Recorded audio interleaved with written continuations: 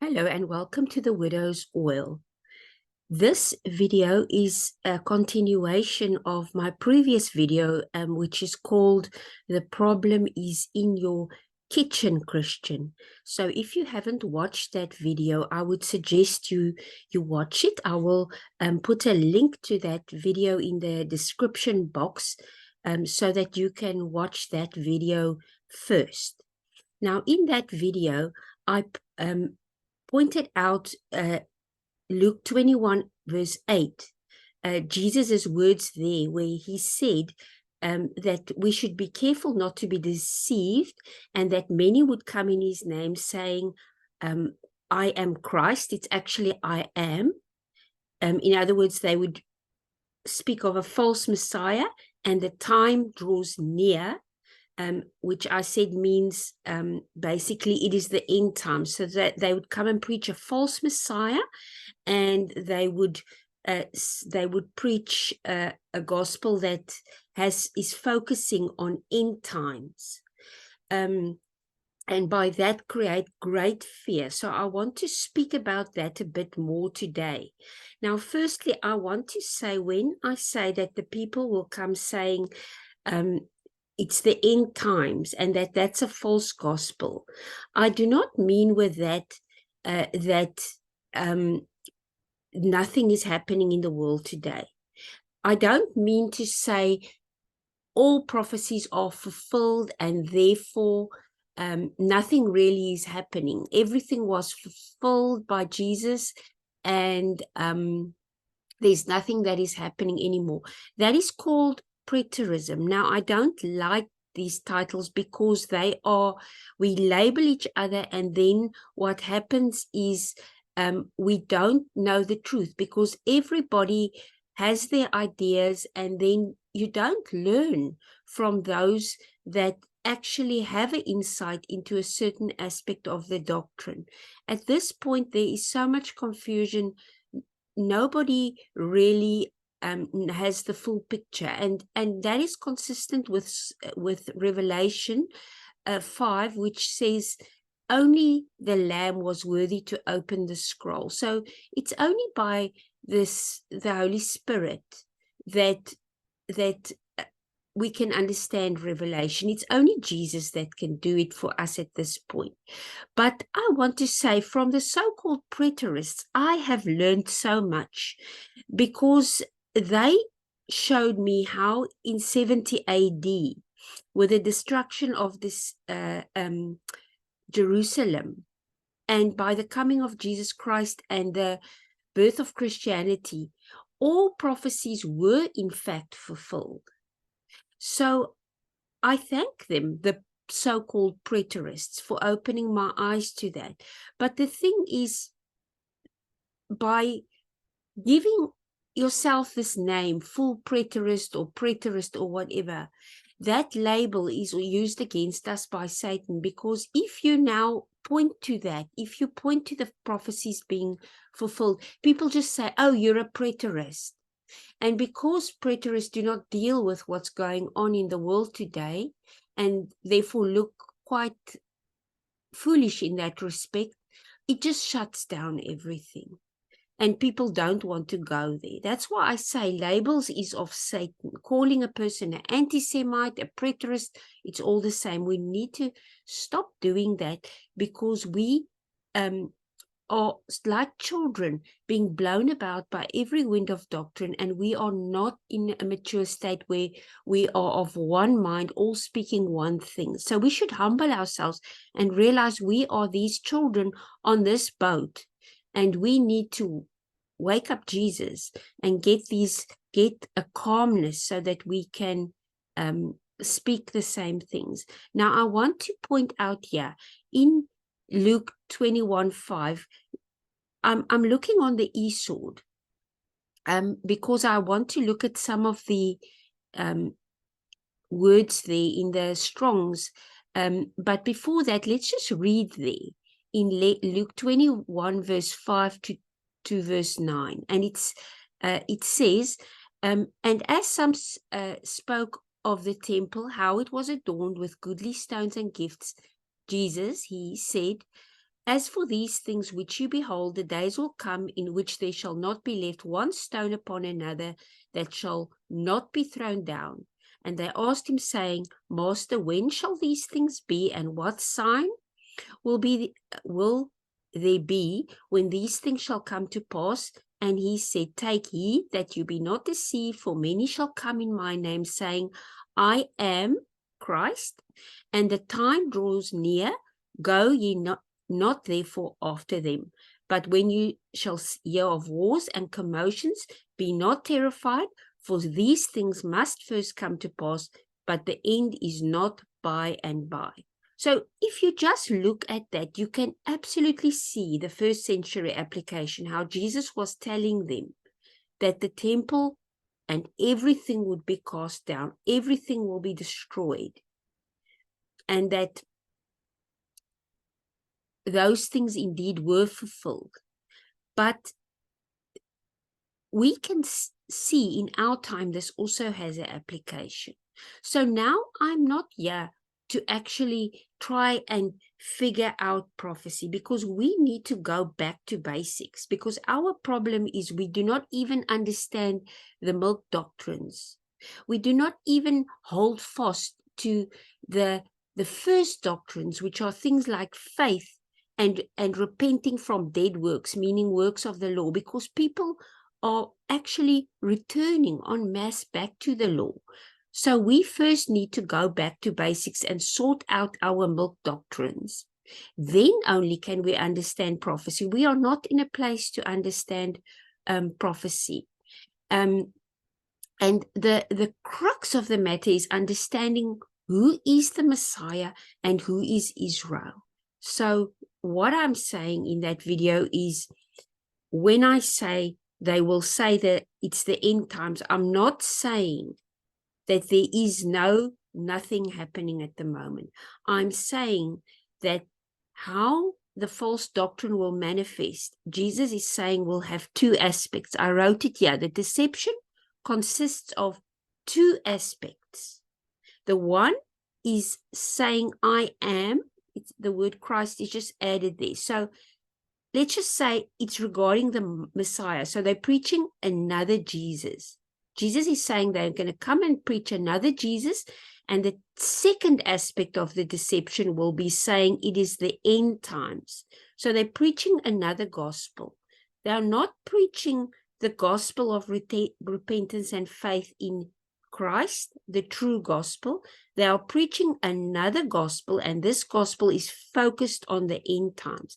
Now we see exactly that in our world. Exactly. And Paul actually elaborates and brings in a third aspect there. So let us go look here at what Paul says in 2 Corinthians 11, verse 4. He says, For if he who comes preaches another Jesus whom we have not preached, that's what Jesus said, they'll come and say, I am. Then Paul says, or if you have received a different spirit, which you have not received, so there's that third aspect that I'll speak about now, or a different, the King James says another gospel. This is New King James, but King James says another Jesus, another gospel, which you have not accepted, you may well put up with it. So Jesus tells us the two aspects. They'll preach another Jesus and another gospel. Paul adds here another spirit, because that's how it's put in King James, another spirit. And that's what I said in my previous video. The spirit of fear comes in with this false teaching. So Paul is merely elaborating here on what Jesus says. Here he speaks of this other spirit. In 2 Timothy 1 verse 7, for God has not given us a spirit of fear, but of power, love, and a sound mind. But this one that's preached, where I showed the video of the velociraptors of the movie Jurassic Park that is terrorizing the children in the kitchen, that is the spirit of fear that is brought about. In other words, there's another Jesus and another gospel, and not the Holy Spirit, but the spirit of fear is coming upon the people. And that is exactly what we see in the being preached at the moment. So you can see there, it's exactly what Jesus says, is this, what this is. And that is what I'm saying here. I'm not saying there is no signs that we do not see. I'm merely saying that this is how the false gospel looks, and we are seeing it preached in our time also. So we need to figure that out, okay? And we need to firstly tell ourselves, calm down. Jesus said, when you see these things, the end is not by and by. If we look at the Strong's numbers, he says there,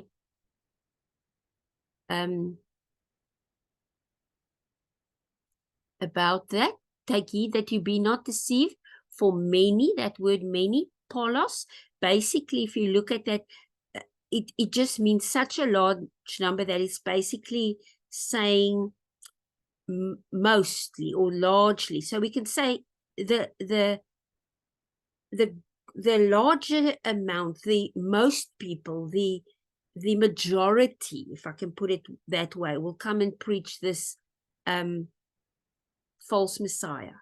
So that means it can't just be Judaizers that preach it to us. It's got to actually be in the church. Because if the majority are preaching this, the physical Jews with Judaism are a very small percentage of people. It's the Christian that is the many. So that shows us it's the word polos, and it means the greater majority. So you can go and look at this word. I don't want to make the video too long. You can go and look at all these, and if you want to make a study of it, go and look at how this word is used. But to me, the way I understand it, it means that the greater majority will be preaching this false Jesus, and they will preaching this end times thing, which has been going on for way before our birth. It's been going on for over 100 years. We're not even sure when this thing, this Scofield end times theology has been since the beginning of the 19th century. So it's been for a very, very long time, but it's ramping up. It's becoming that leaven that is in the church, the false doctrine. And then, yeah, the end draws near. Okay, yeah, it says the end. So we can look at all these words, and then Jesus says, do not go after them. So Jesus said the end is not by and by, and that word, that is meaning directly. So the first thing we need to do, if you are scared, don't be scared, because Jesus told us it was then true, and I believe now it is also true that he will tell us what is happening.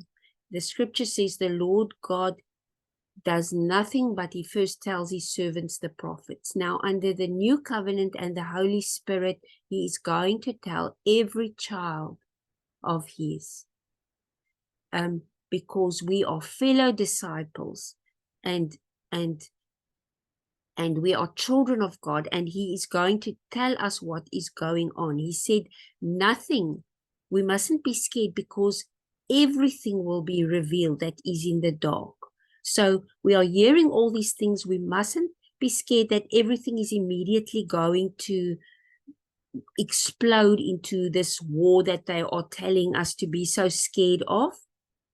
They are putting our eyes on that war, on the wars, because that's like the T-Rex that we must be worried about. Meanwhile, the raptors are in our kitchen and are poisoning our spiritual food with the leaven of the Pharisees, the false doctrine, preaching this other Jesus and this other gospel, and bringing another spirit of fear that is among us.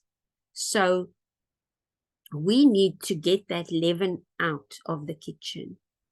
And that is going to be a task that only the Lord can help us with, because there are very few people that are not fully deceived, and none of us are unleavened. But I believe that with the Lord's help, He promised that, unlike Israel of old, that He said, your house is left desolate, He said to us of the church, He said, the gates of hell will not prevail. And He said, He's leaving us a kingdom which He called world without end. And that is what we must hold fast to, world without end. And that building on this rock, nothing can shake this rock. So we must hold fast to that. And we must trust Him that all the shaking is going to work for the good.